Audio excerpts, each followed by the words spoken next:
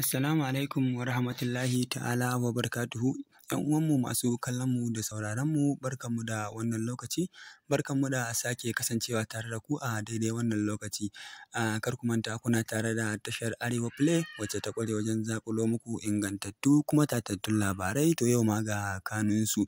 A yau mun muku labari ne abin da ya faru a jihar Lagos, inda za ku gani a jikin wannan bidiyo wata budurwa ce wacce ta daɗe kuma ta jima tana bara a garin Lagos a matsayin gurguwa, wanda duk wanda ya santa ya santa ne a gurguwarta.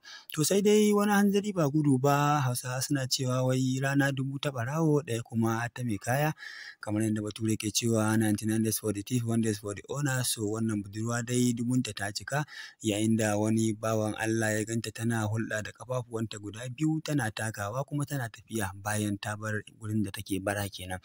A kashe garin ranar kuma sai ya ƙara cin karo da ita akan wannan keke nata na guragu, tana bara a matsayin gurguwa.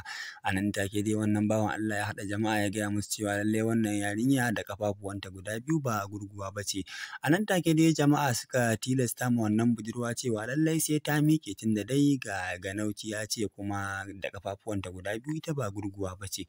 Nan dai yarinya ta ga babu haza ta miƙe da ƙafafuwanta kamar yadda kuke gani a jikin wannan bidiyo, tana takawa lafiya lau, babu wani rauni ko ɗingishi a tattare da ita. To sai mu ce Ubangiji Allah ya kyauta masu irin wannan ɗabi'a, kuma Allah ya shirya mu baki ɗaya. Kar ku manta ku yi mana subscribing kuma ku danna mana alamar ƙararrawa domin samun ingantattun labarai a duk lokacin da muka ɗora.